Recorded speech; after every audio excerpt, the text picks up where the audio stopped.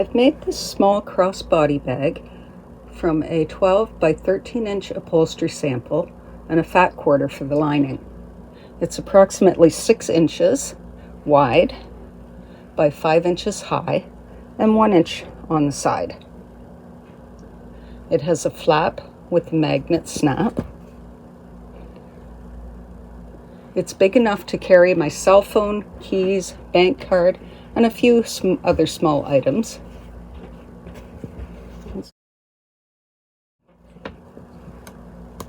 I've made this strap adjustable with swivel hooks so it can be converted to a waist bag. Today I'm going to make another similar bag. So I've got this very similar fabric, another upholstery sample that I'm going to use. It's just a different color. It's got very nice velvety texture on the roses and the leaves. And I'm going to use this black velvet, crushed velvet that I got at the thrift store as an accent and for the binding, and just a fat quarter for the lining. First thing I'm going to do is cut off a strip where the holes are from the sample rings.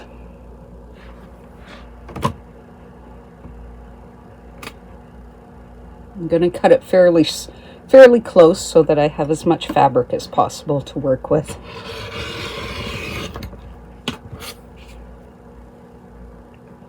Next, I'm going to decide how big I want my bag.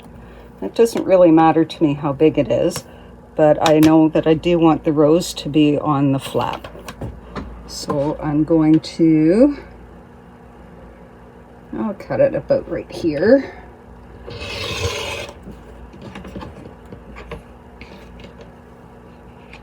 And then this side will go for maybe right there.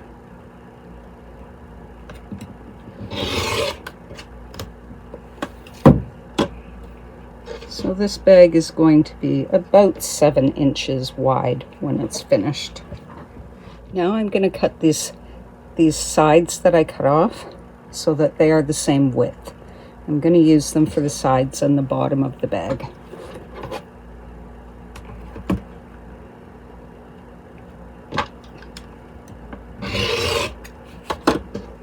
Because I'm going to use binding around it, I want the corners to be nice and smooth. So I'm going to round those out. I'm just using a jar to mark where I want to cut the rounding.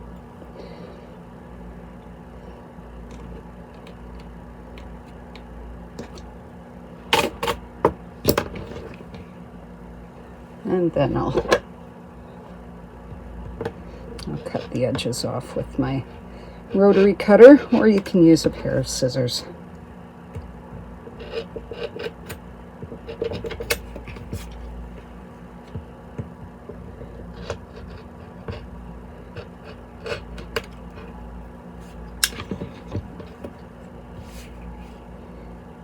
There we go. That's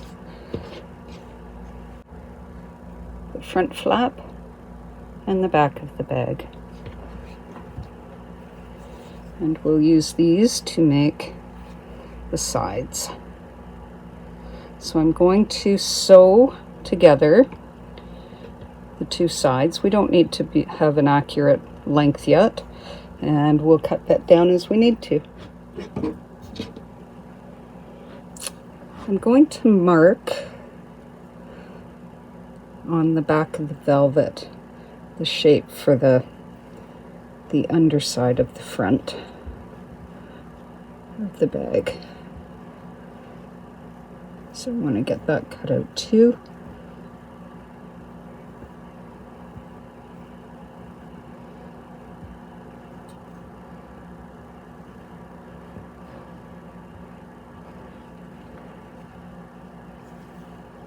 And we want it about halfway. There we go. And I'll just get that cut out. So I've messed up with the recording and missed a couple of steps, so I'm going to go back and show you what I've done. I have fused all of the the linings to the front on all the parts. All the pieces have the lining fused to them. And the two side strips I've joined together after fusing and covered it with the ribbon to keep it from fraying, that seam on the bottom. Then I have attached the sides to the front of the bag with just a nice 1/4 inch seam and with lining sides together. We want the seam to be on the outside of the bag because it's going to be covered with binding.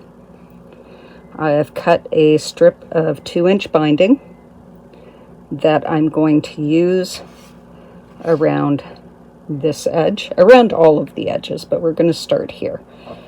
So my next step is to sew this.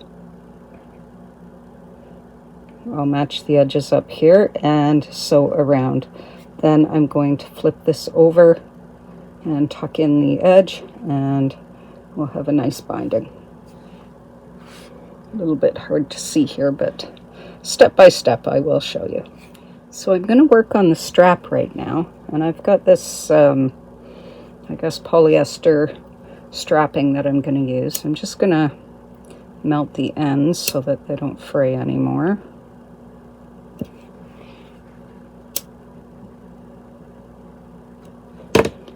And I'm going to fold it in half and sew it down both sides. So I'm going to use the strapping to attach the D-rings to the sides of the bag. They'll go on like this. And you may want to do that before you attach the binding at the sides. So I'm just going to go ahead and sew this down. Okay, so now I've got the D-rings attached to the sides with the strapping. And now you can leave them kind of free-flowing like I have, or if you wanted to, you could secure them on both sides with another line of stitch to hold them in place. Okay, next I'm going to finish the binding around the front. So I'm gonna, it's pretty rolly, but I am going to fold that in, flip it over, and clip it. And I'll do that all the way around, and then I will sew it from the other side. Oops. There. We'll do that all the way around, and then I'll stitch in the ditch over here. And that will hold it on nice and tight. Okay, so I've got the binding attached, and it looks really great. This black velvet hides the thread so well that, oh, there's another spot. I missed a little bit, and I can easily go back and fix that without it being noticed because you can't see the thread in here. So I'll fix that, and then I'm going to bind around the top edge here before we add it to the back of the bag with the flap coming over. Okay, I've got the front finished with the binding at the top as well. And it's looking pretty good. I'm now going to attach the front of the bag to the back of the bag, making sure that I've got the flap on the right side. So I will sew from the center, matching the centers, up this way and then up this way.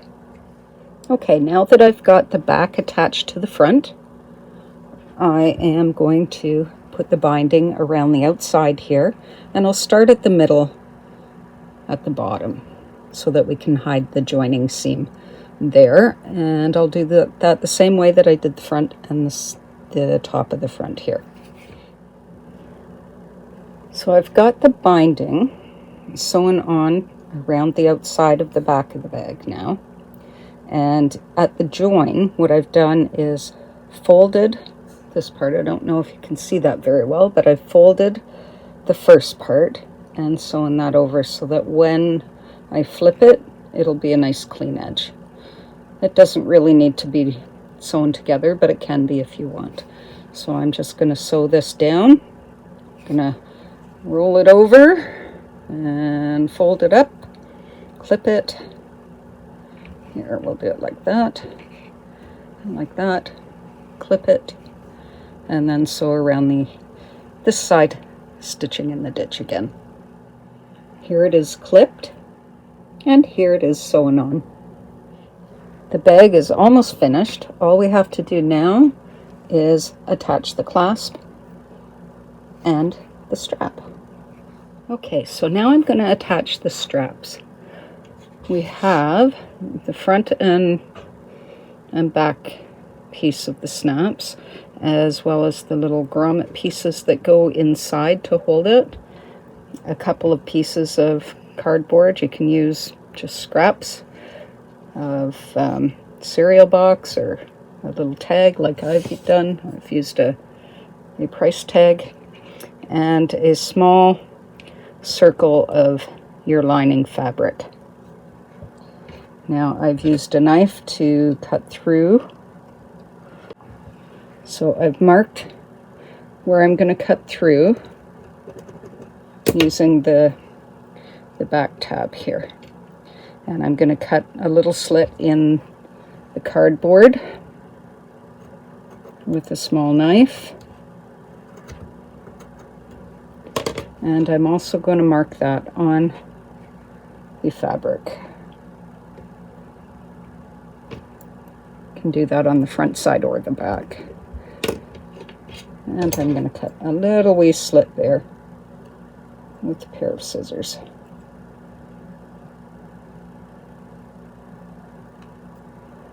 We just need enough to get the tabs on the back of these pieces through. So I'm going to put it through the fabric first.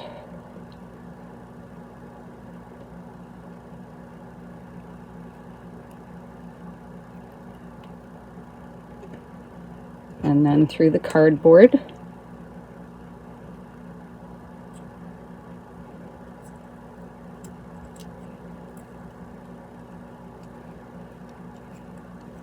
And that will help to keep it from ripping the fabric. Then I'm going to put this in and bend the tabs down. And I'll just use the back of my scissors to help with that.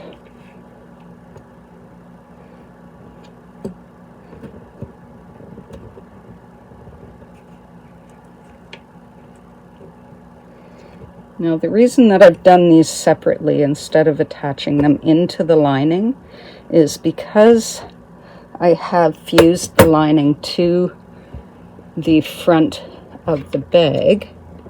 I don't want to risk ripping the lining away from it, and I don't want to sew through the front of the bag because it would detract from the pretty pattern on there. So I'm just going to take this now and fold it down. You can clip it if you like. And I'm going to hand sew that onto the top here in the center. And then we'll do the same thing with the bottom piece and find where we're going to place it. Okay, so I've got it pinned down and I'm going to start sewing around. It's just like appliquing, and you just want to catch the lining and not go right through to the front side. And as I make my way around, I will take out the pins. This probably would have been better had I used a beige thread. Okay, so I've got the top of the magnetic clasp sewn on, and I did decide to change it out for beige thread, and it looks much better than the black did. I've put a cloth inside the bag to keep it kind of puffed up as though it's full, so I can mark where I want to put the other side of the clasp. And I've got that marked with a pin. And that looks pretty good. Now this is the tricky part, because we need to put this through the top of the bag first, and then we add these pieces and sew from the inside. So I'm going to do that, and I'll show you how that looks. Okay, so I've used a pair of scissors and just poked a tiny little hole for each of the prongs to go through there, and I put that through. Then I put the cardboard on, then the little metal ring. Okay, so I've got the insides, or the bottom snap attached now, and we can see inside we've got the lining covers the snap, and all that's left to do now is attach the strap. Okay, so now I'm going to do the strap. So if we want to make the strap adjustable so that you can use it as a crossbody bag, you need a little slider. Okay, so you want to slide this through and through there, and then sew it. Attach it like that. Okay, so now I've got the slider attached through the middle, and I've added the swivel hook. And you want the swivel hook on the outside of the strap, and this would be the inside that has the fold over. We're going to take the other end of the strap and feed it through both sides, through one end. Let's just make sure that we've got it. Now I got it twisted. Okay. We'll feed it through one side and then through the other side. This can be a little bit fiddly, but because we've used the lighter on the end, it's not going to shred on us. Okay.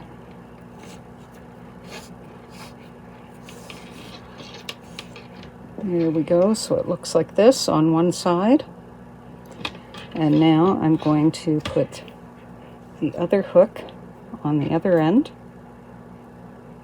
and fold it over and sew that down. And you really just want to make sure that you've got your insides both on the same side. So I've got the inside of that and the inside of this. Okay, whatever. Okay, the strap is all together, and all that's left to do is attach your swivel hooks to the D-rings on the sides.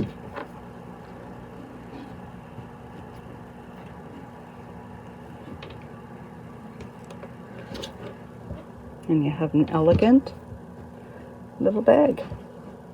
Very easy to make. You can get that done within a couple of hours and use it the same day. Be a great gift. In fact, that's what mine is, a gift for a friend.